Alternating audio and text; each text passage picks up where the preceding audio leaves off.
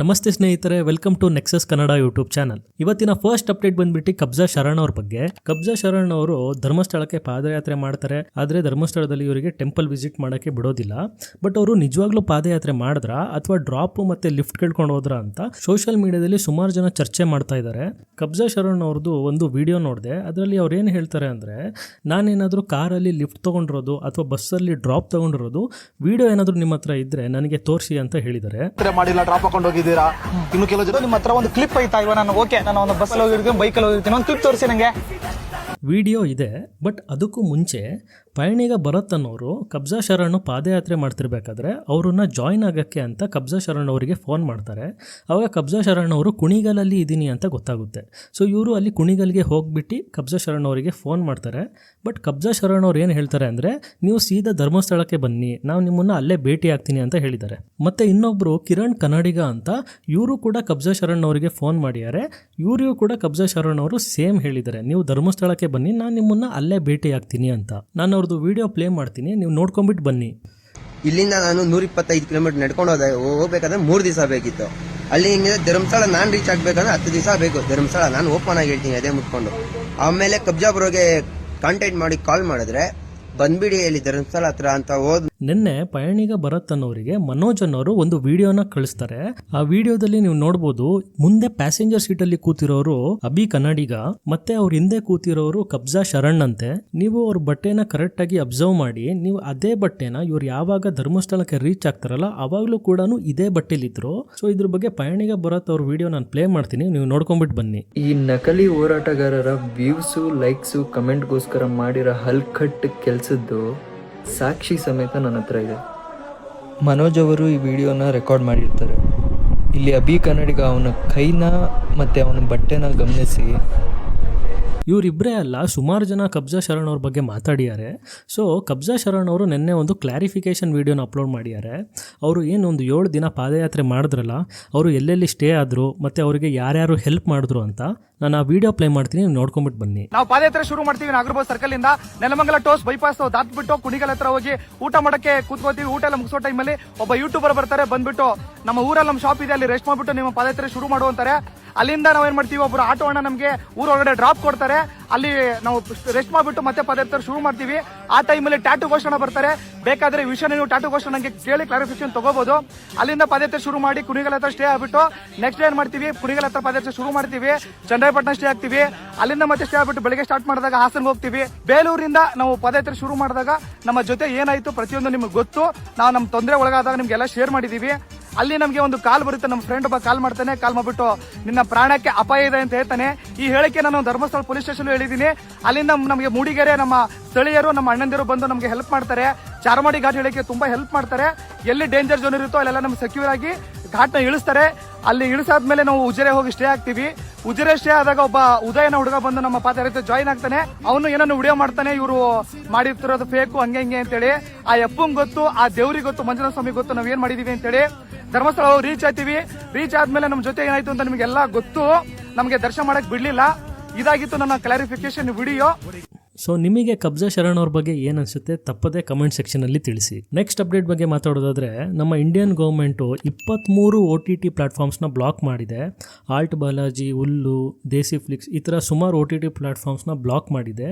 ಏನಕ್ಕೆ ಬ್ಲಾಕ್ ಮಾಡಿದ್ದಾರೆ ಅಂತ ನೀವು ಕೇಳೋದಾದ್ರೆ, ನಿಮಗೆ ಗೊತ್ತೇ ಇದೆ ಈ ಒಂದು OTTಲಿ ಯಾವ ರೀತಿ ಕಂಟೆಂಟ್ ಕೊಡ್ತಾ ಇದ್ರು ಅಂತ.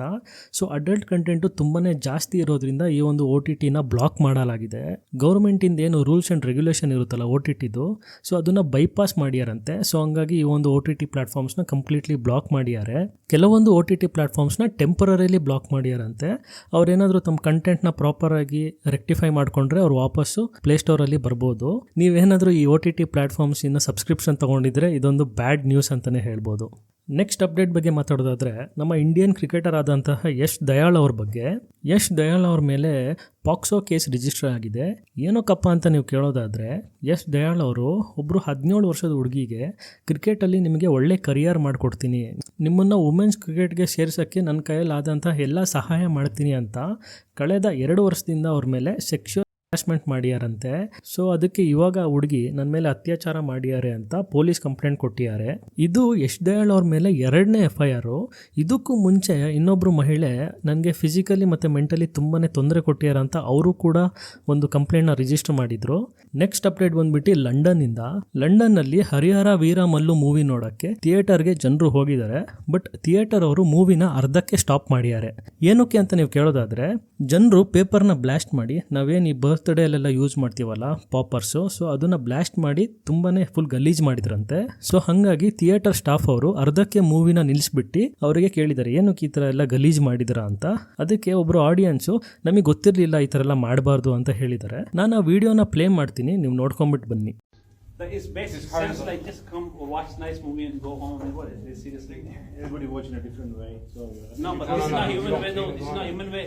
if you put a note outside, we don't do that. No, it's basic There is no sense. outside. There's multiple notes that say you should be Different drawing sense. this. Everybody use different sense. Different So, sense. so basically, you're telling me you don't have no common sense. Next update ಬಂದ್ಬಿಟ್ಟು ಉತ್ತರ ಪ್ರದೇಶದಿಂದ ಗಾಜಿಯಾಬಾದಲ್ಲಿ ಸ್ವಿಗ್ಗಿ ಮತ್ತು Blinkit delivery ಯೂನಿಫಾರ್ಮ್ಸ್ನ ಹಾಕೊಂಡ್ಬಿಟ್ಟು ಒಂದು jewellery ಶಾಪಲ್ಲಿ ದರೋಡೆ ಮಾಡಿದ್ದಾರೆ. So ಇವರಿಬ್ಬರು delivery agents ನಾವು ಫುಡ್ ಡೆಲಿವರಿ ಮಾಡೋಕ್ಕೆ ಬಂದಿದ್ದೀವಿ ಅಂತ ಹೇಳಿ ಜ್ಯುವೆಲ್ರಿ ಶಾಪ್ ಒಳಗಡೆ ಬಂದ್ಬಿಟ್ಟು ಕೊನೆಗೆ ಅವರಿಗೆ ಗನ್ ತೋರಿಸಿ ಅವ್ರನ್ನ ಬೆದರಿಸಿ ದರೋಡೆ ಮಾಡಿದ್ದಾರೆ. ಏನೇನು ದರೋಡೆ ಮಾಡಿದ್ದಾರೆ ಅಂತ ಕೇಳೋದಾದರೆ 20 kg ಸಿಲ್ವರು, 125 ಗ್ರಾಮ್ ಗೋಲ್ಡು ಮತ್ತು 30 ಲಕ್ಷ ಕ್ಯಾಶ್ನ ದರೋಡೆ ಮಾಡಿದ್ದಾರೆ. ಕೊನೆಗೆ ಪೊಲೀಸ್ ಅವರಿಗೆ ಗೊತ್ತಾಗಿದೆ ಈ ವಿಷಯ. ಪೊಲೀಸ್ ಅವರು ಸುತ್ತಮುತ್ತ ಇರುವಂಥ ಎಲ್ಲ CCTVಗಳನ್ನು ಸ್ಕ್ಯಾನ್ ಮಾಡಿದ್ದಾರೆ. ಬಟ್ ಅವರು ಎಲ್ಲೂ ಸಿಕ್ಕಿಲ್ಲ, ಯಾಕಂದರೆ ಅವರು ಫೇಕ್ ನಂಬರ್ ಪ್ಲೇಟ್ನ ಯೂಸ್ ಮಾಡ್ತಿದ್ರಂತೆ. ಕೊನೆಗೆ ಇವ್ರ ಮೇಲೆ FIR ರಿಜಿಸ್ಟರ್ ಮಾಡಿದ್ದಾರೆ. ನೆಕ್ಸ್ಟ್ ಅಪ್ಡೇಟ್ ಬಂದ್ಬಿಟ್ಟು ನಮ್ಮ ಪ್ರೈಮ್ ಮಿನಿಸ್ಟರ್ ಆದಂತಹ ನರೇಂದ್ರ ಮೋದಿ ಅವ್ರ ಬಗ್ಗೆ. ನರೇಂದ್ರ ಮೋದಿ ಅವರು currently 2nd longest serving prime minister ಆಗಿದ್ದಾರೆ. ಇದಕ್ಕೂ ಮುಂಚೆ ಇಂದಿರಾ ಗಾಂಧಿ ಅವರು ಇದ್ದರು. ಇಂದಿರಾ ಗಾಂಧಿ ಅವರು 4077 ದಿವಸ ಪ್ರೈಮ್ ಮಿನಿಸ್ಟರ್ ಆಗಿದ್ದರು. ಅದನ್ನು ಇವಾಗ ನರೇಂದ್ರ ಮೋದಿ ಅವರು ಸರ್ಪಾಸ್ ಮಾಡಿ 4078 ದಿವಸ ನರೇಂದ್ರ ಮೋದಿ ಅವರು ಪ್ರೈಮ್ ಮಿನಿಸ್ಟರ್ ಆಗಿದ್ದಾರೆ. ಇವರೇನಾದರೂ 11ನೇ ಜುಲೈ 2026 ತನಕ ಪ್ರೈಮ್ ಮಿನಿಸ್ಟರ್ ಆಗಿದ್ದರೆ ಜವಾಹರ್ಲಾಲ್ ನೆಹರು ಅವ್ರನ್ನ ಕೂಡ ಬೀಟ್ ಮಾಡ್ತಾರಂತೆ. ಜವಾಹರ್ಲಾಲ್ ನೆಹರು ಅವರು ಎಷ್ಟು ದಿವಸ ಪ್ರೈಮ್ ಮಿನಿಸ್ಟರ್ ಆಗಿದ್ರು ಅಂದರೆ 4425 ದಿವಸ ಪ್ರೈಮ್ ಮಿನಿಸ್ಟರ್ ಆಗಿದ್ದರು. ನೆಕ್ಸ್ಟ್ ಅಪ್ಡೇಟ್ ಕೂಡ ಪ್ರೈಮ್ ಮಿನಿಸ್ಟರ್ ನರೇಂದ್ರ ಮೋದಿ ಅವ್ರ ಬಗ್ಗೆನೇ. ನರೇಂದ್ರ ಮೋದಿ ಅವರು ಲಂಡನ್ ವಿಸಿಟಿಂಗಲ್ಲಿ ಇದ್ದಾರೆ. ಅವರು ಲಂಡನ್ ವಿಸಿಟ್ ಮಾಡಿದಾಗ ಅಲ್ಲೊಬ್ಬರು ಇಂಡಿಯನ್ ವುಮೆನ್ನು ತುಂಬಾ ಭಾವುಕರಾಗ್ಬಿಟ್ಟು ನರೇಂದ್ರ ಮೋದಿ ಅವರು ನನ್ನ ಲಿವಿಂಗ್ ಗಾಡು, ಅವ್ರನ್ನ ಭೇಟಿಯಾಗಿದ್ದು ನನಗೆ ತುಂಬಾನೇ ಖುಷಿ ಆಯಿತು ಅಂತ ತುಂಬಾನೇ ಎಮೋಷ್ನಲ್ ಆಗಿದ್ದಾರೆ. ಸೊ ಈ ಒಂದು ವಿಡಿಯೋ ಸೋಷಿಯಲ್ ಮೀಡಿಯಾದಲ್ಲಿ ತುಂಬಾನೇ ಟ್ರಾಲ್ ಆಗ್ತಾ ಇದೆ. ಸೊ ನಾನು ಆ ವಿಡಿಯೋನ ಪ್ಲೇ ಮಾಡ್ತೀನಿ, ನೀವು ನೋಡ್ಕೊಂಡ್ಬಿಟ್ಟು ಬನ್ನಿ. मेरा लिविंग गॉड है वो, लिविंग गॉड. मैं दूर हूँ लेकिन उनके जैसा कोई नहीं है. प्रधानमंत्री जी से मुलाकात हुई. हाँ मिली, दर्शन हुआ उनका दर्शन हुआ.